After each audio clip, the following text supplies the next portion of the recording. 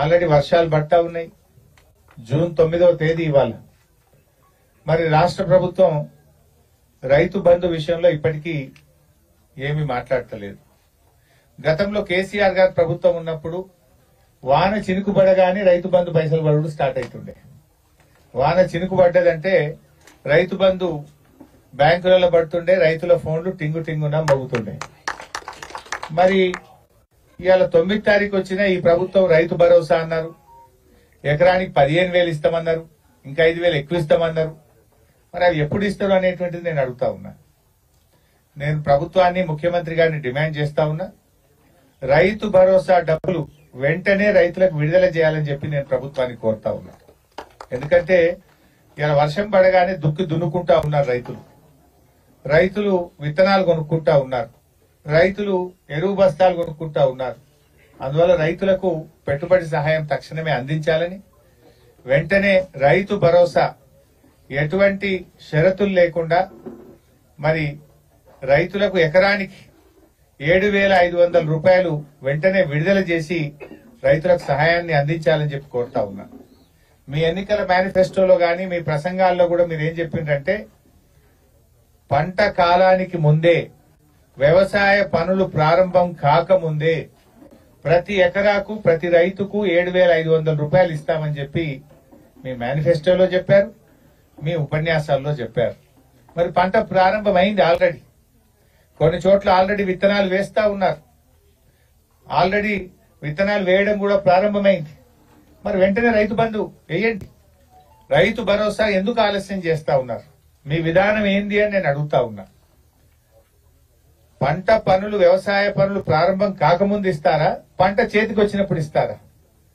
పోయిన యాసంగి అట్లే ఇచ్చిండ్రు, పంట చేతికి వచ్చినప్పుడు ఇచ్చిండ్రు. లాస్ట్ కు వడ్లు కల్లాలకు వచ్చినాక రైతు బంధు పైసలు పడ్డాయి కొంతమందికి. అది ఎలక్షన్ లో కేసీఆర్ బస్ వేసుకొని బయలుదేరి ఇచ్చిండ్రు, లొలిపెట్టి ఇచ్చిండ్రు. మరి ఇప్పుడెప్పుడు ఇస్తారు? ఇప్పుడని అప్పుడైతే 5,000 ఇచ్చిండ్రు, 15,000 అన్నారు, అది ఇయ్యలే. పోనీ ఈ వానాకాలం కన్నా ఇస్తారా, ఇయ్యరా? ఇవ్వాల్సిందే. ఖచ్చితంగా రైతులందరికీ కూడా రైతు భరోసా డబ్బులు తక్షణం ఎకరానికి 7,500 రూపాయలు అందించి రైతులను ఆదుకోండి. ఇప్పుడు ఎలక్షన్ కోడ్ కూడా లేదు, ఎలక్షన్ కోడ్ కూడా ముగిసింది. ప్రజా సమస్యల మీద, రైతు సమస్యల మీద దృష్టి పెట్టండి.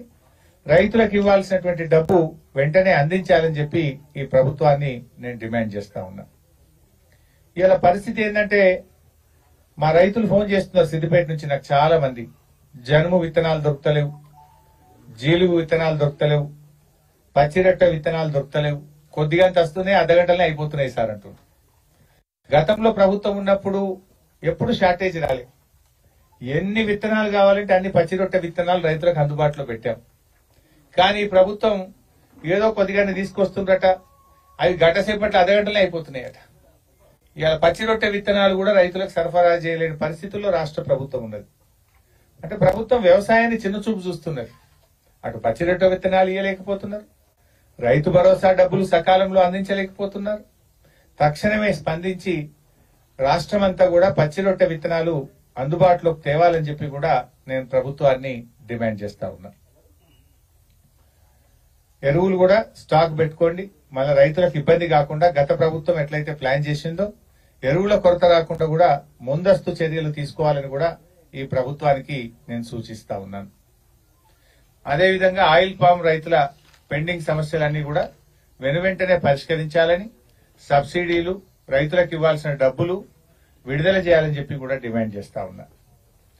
ఇక చివరి విషయము, మా సిద్దిపేటే గాని తెలంగాణ రాష్ట్రంలో వడ్లంటే దొడ్డు వడ్లే పడతాయి. ఈ ప్రభుత్వం ఎన్నికల సమయంలో గాని మేనిఫెస్టోలో గాని వడ్లకు 500 రూపాయల బోనస్ ఇస్తామని చెప్పారు. కానీ ఈ రోజు మాట మార్చి సన్నాలకు మాత్రమే బోనస్ ఇస్తాము అంటున్నారు. అసలు సన్నాలు పండనే బండయి. సన్నాలు ఎవరు పెట్టుకున్న రైతులు ఇంటి మందం పెట్టుకుంటారు, ఓ 5 దొయ్యలో 10 దొయ్యలో పెట్టుకుంటారు. ఇంటి మందం పెట్టుకొని తిండి గింజల మందం పెట్టుకుంటారు, అవి పండించుకుంటారు తప్ప అమ్మరు మార్కెట్లో.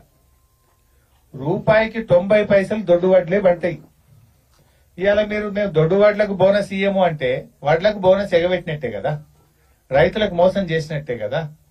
మీరు ఆ రోజేమో ఊరిచ్చిండ్రు, వడ్లకు మేము 500 బోనస్ ఇస్తామని నమ్మిచ్చిండ్రు. కానీ గెలవంగానే ఇవాళ సన్నాలకు మాత్రమే ఇస్తామంటున్నారు. సన్నాలు ఎకరాకు ఒక 5-10 క్వింటాలు తక్కువ పడుతుంది, రోగం ఎక్కువ, గట్టిగా గాలి దుమారం పెడితే కూడా పడిపోతుంది, వాన పడితే కూడా దొడ్డు సింకులు పడితే కూడా వంగిపోతుంది. దోమపోటు ఎక్కువ, దానికి దోమపోటు ఎక్కువ, రోగాలు ఎక్కువ, గట్టిగా వాన పడితే వంగిపోతుంది, దిగుబడి తక్కువ. ఇక దానికి నువ్వు ఇస్తా అంటే ఏం లాభం? దొడ్డు వడ్లు 25-30 క్వింటాలు పండితే సన్న వడ్లు 15-20 పడతాయి. మరి దానివల్ల రైతు నష్టపోతాడు తప్ప లాభం జరగదు. ప్రభుత్వం ఇప్పటికైనా కళ్ళు తెరవాలి, రైతులకు అన్యాయం చేయొద్దు, రైతులకు మోసం చేయొద్దు, అన్ని రకాల వడ్లకు 500 బోనస్ ఇవ్వాలని చెప్పి నేను ప్రభుత్వాన్ని డిమాండ్ చేస్తా ఉన్నా. మంత్రులు సన్నాయి నొక్కులు నొక్కురు, మొదలు సన్నాలు కొంటాం, తర్వాత దొడ్డు గిత్తం. ఇప్పుడు అప్పుడు అట్లా చెప్పలేదు.